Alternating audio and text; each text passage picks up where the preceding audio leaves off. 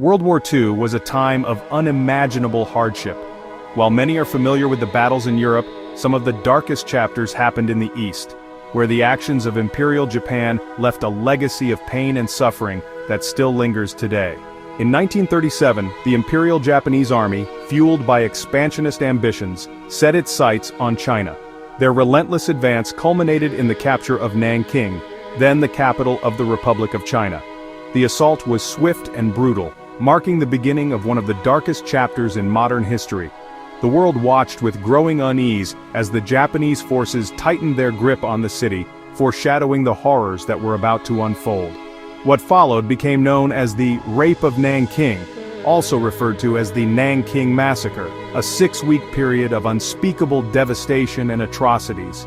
The invading soldiers unleashed a wave of violence upon the city's inhabitants, engaging in mass murder, widespread sexual assault, and wanton destruction. The scale of the brutality was almost unimaginable, leaving an indelible scar on the collective memory of humanity. Tens of thousands of innocent civilians, including women, children, and the elderly, lost their lives in the carnage. They were victims of a systematic campaign of terror, their lives extinguished in the most brutal and inhumane ways. The true number of casualties remains a subject of debate, but the sheer scale of the tragedy is undeniable, a testament to the depths of human cruelty. Homes were destroyed, reduced to rubble and ash, and families were torn apart, their lives irrevocably shattered. The survivors were left to grapple with unimaginable loss and trauma, haunted by the memories of the horrors they had witnessed. The Rape of Nanking stands as a stark reminder of the devastating consequences of war and the importance of upholding human dignity in the face of conflict. The city was left in ruins, a smoldering testament to the barbarity of war, and the world began to witness just how far the violence would reach as the conflict escalated into a global catastrophe. The events in Nanking served as a chilling prelude to the Second World War, a stark warning of the dangers of unchecked aggression and the urgent need for international cooperation to prevent such atrocities from ever happening again. In the far northeast of China, a region historically known as Manchuria, lies a haunting past.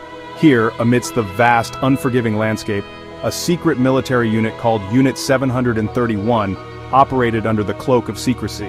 This clandestine organization, masked as a research facility, carried out chilling experiments in the name of science, or rather, a twisted perversion of it. The imposing concrete structures and barbed wire fences served as a grim reminder of the horrors within. Thousands of prisoners, including civilians, innocent men, women, and even children, were subjected to inhumane treatment, their lives reduced to mere data points in the pursuit of unimaginable cruelty. These historical documents, now brittle with age, whisper tales of suffering and despair. Within the walls of Unit 731, the Japanese army explored the effects of disease, cold, and more, pushing the boundaries of human endurance in ways that defied all ethical and moral codes. The chilling array of medical and laboratory equipment stands as a silent testament to the atrocities committed. This dark program, shrouded in secrecy and fueled by a warped sense of scientific ambition, would later be recognized as one of the most disturbing scientific abuses in history, a stain on humanity that continues to haunt our collective conscience. The memorial stands as a somber reminder of the lives lost and the lessons we must never forget. Across Asia, thousands of women were forced into a system of military abuse known as the Comfort Women Program. These women, many very young, were taken from their homes and never allowed to return. For decades, their stories were hidden. Today, survivors speak out so that history will never forget them. In the Philippines, after American and Filipino troops surrendered, they were forced to walk over 60 miles in harsh conditions. With little food, no rest, and under constant watch, thousands didn't survive the journey. It became known as the Bataan Death March, a symbol of resilience and tragedy. Similar acts occurred in other parts of Asia. In Singapore, entire communities were targeted. In other areas, prisoners of war faced unimaginable hardships. While not every soldier was involved, the policies of the imperial government at the time allowed these actions to continue unchecked. In the aftermath of the war, the global community recognized the urgent need for accountability. Many leaders, those responsible for orchestrating and perpetrating the atrocities, were brought to justice through international tribunals and national courts. The pursuit of justice was seen as a crucial step towards healing and preventing future conflicts. However, the path to complete truth and reconciliation proved to be complex and challenging. Some truths, uncomfortable and politically sensitive, were deliberately buried or conveniently ignored by those in power. The full extent of the suffering and the complicity of various actors remained hidden from public view, creating a distorted historical narrative. Despite the obstacles, the voices of the survivors refused to be silenced.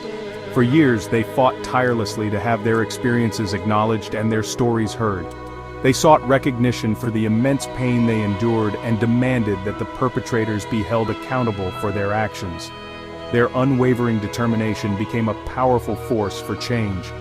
Even today, decades later, there are ongoing debates and differing perspectives about how history should accurately remember and interpret these complex events. Historians, scholars, and policymakers continue to grapple with the ethical and moral implications of the past, seeking to understand the root causes of the conflict and prevent similar tragedies from recurring. But one thing remains unequivocally clear: remembering is not merely an act of historical preservation, it is an essential responsibility. It is important not to shame or cast blame, but to learn from the mistakes of the past, to understand the consequences of hatred and intolerance, and to build a more just and compassionate future for all.